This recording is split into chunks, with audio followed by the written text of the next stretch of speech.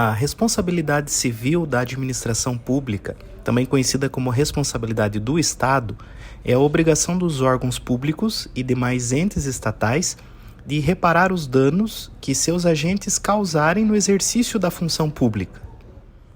A responsabilidade civil pode ser classificada como objetiva, quando os atos praticados pelos agentes públicos resultam em prejuízos ou danos a terceiros. E será classificada como subjetiva quando basta demonstrar o dano provocado pelo agente público do Estado e o nexo causal.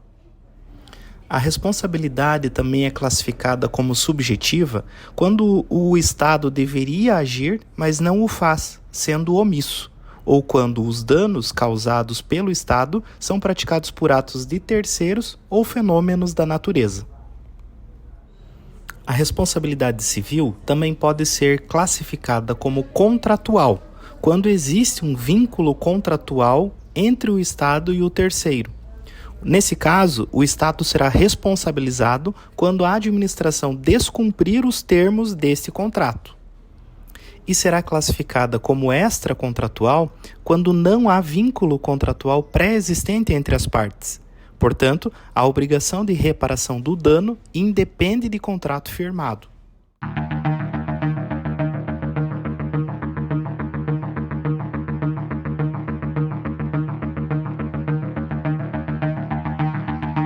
Foi uma teoria adotada pelos estados absolutistas e tinha como fundamento a soberania estatal. Com essa teoria, prevalecia a ideia que o Estado não possuía qualquer responsabilidade pelos atos praticados por seus agentes. A teoria da não responsabilização do Estado decorria da crença de não contestar as atitudes do rei, ou seja, entendia-se que o rei não podia errar. Essa compreensão da irresponsabilidade do Estado ocorreu durante o período dos regimes absolutistas e, então, com as ideias democráticas, começou a ruir. A teoria não é admitida pelo ordenamento jurídico brasileiro, mas surgiu de base histórica para a construção do momento atual.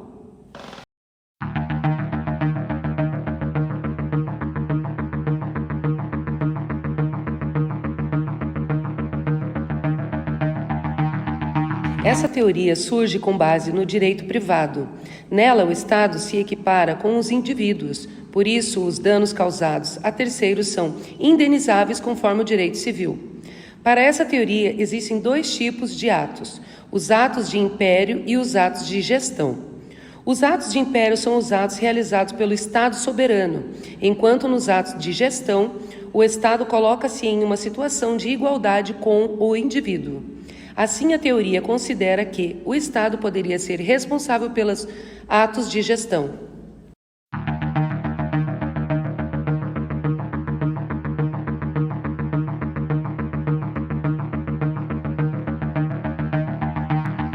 Depois de superada a teoria da responsabilidade dos atos de gestão, surgiu a teoria da culpa civil, também conhecida como a teoria da responsabilidade subjetiva.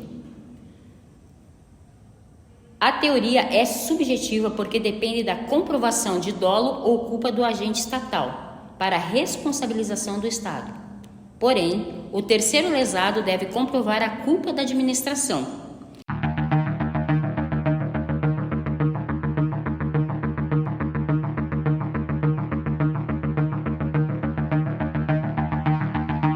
Chegamos agora à teoria mais utilizada na administração pública brasileira.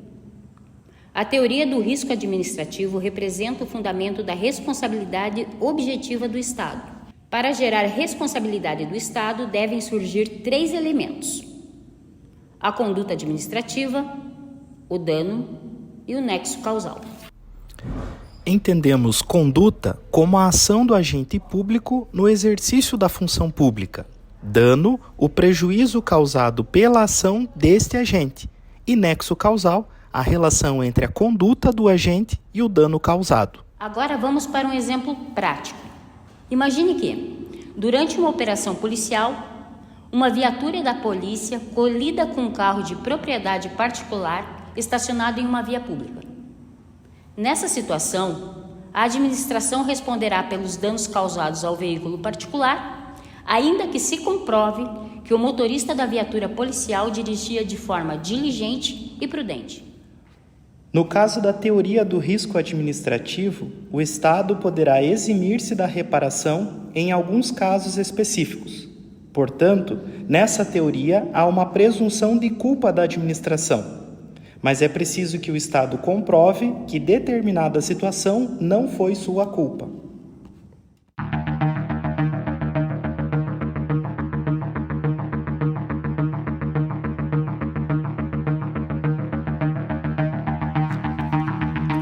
A teoria do risco administrativo admite algumas hipóteses de exclusão de responsabilidade civil. Portanto, são elas: caso fortuito ou força maior, culpa exclusiva da vítima e fato exclusivo de terceiro. São considerados casos fortuitos ou força maior aqueles eventos humanos ou da natureza dos quais não se poderia prever ou evitar, por exemplo, enchentes, terremotos, tsunamis, entre outros. Porém, vale ressaltar que em casos de omissões culposas do Estado, pode-se haver responsabilização subjetiva da administração. Há também casos em que a culpa é exclusiva da vítima. Todavia, o ônus da prova é do Estado. Há que se destacar que a culpa pode ser exclusiva da vítima, o que não há que se falar em responsabilidade do Estado, ou atenuação da responsabilidade quando há concorrência de culpa. Por último, falando de excludentes, temos aquelas situações em que o dano é causado por atos exclusivos de terceiros. Esse é o caso de eventos com multidões ou muitas pessoas, e não há controle da situação. Nesse caso, o Estado só poderá ser responsabilizado de forma subjetiva, com comprovação de culpa ou dolo, em casos de omissões. Vamos imaginar a seguinte situação: em um show de música, houve violência durante o evento. Não há que se responsabilizar o Estado pelo caso. O Estado só poderá ser responsabilizado se houvesse possibilidade de controle da situação pelos policiais e os agentes se omitiram.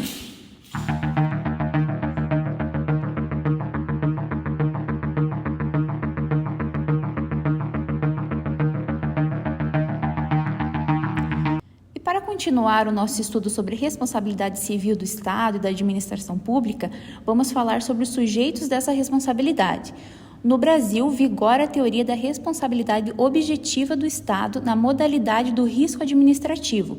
Portanto, a Constituição Federal define quem deve seguir essa teoria: as pessoas jurídicas de direito público e as de direito privado, prestadoras de serviço públicos, responderão pelos danos que seus agentes, nesta qualidade, causarem a terceiros, assegurado o direito de regresso contra o responsável nos casos de dolo ou culpa.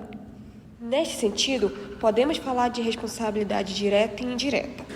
A responsabilidade direta diz respeito às autarquias, empresas públicas e sociedade de economia mista, quando prestarem serviço público, e pessoas privadas que prestem serviço público por delegação do Estado. Já a responsabilidade indireta, a responsabilidade recai sobre a atuação do agente público.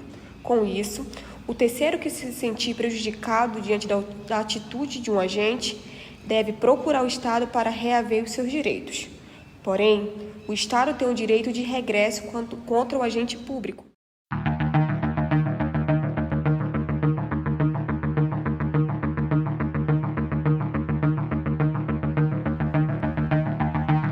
No caso de omissão do Estado, a teoria utilizada é da culpa administrativa, ou seja, a teoria subjetiva. Neste caso, o lesado deve comprovar que o Estado deixou de agir quando deveria agir. No caso de omissão genérica, o Estado tem o dever genérico de realizar determinadas ações. Nas omissões genéricas, a responsabilização só ocorre com a comprovação de culpa ou dolo, teoria subjetiva. Nos casos de omissão específica, deve-se utilizar teoria objetiva, ou seja, havendo conduta, ou falta de conduta, dano e nexo causal. O Estado deverá indenizar terceiro prejudicado.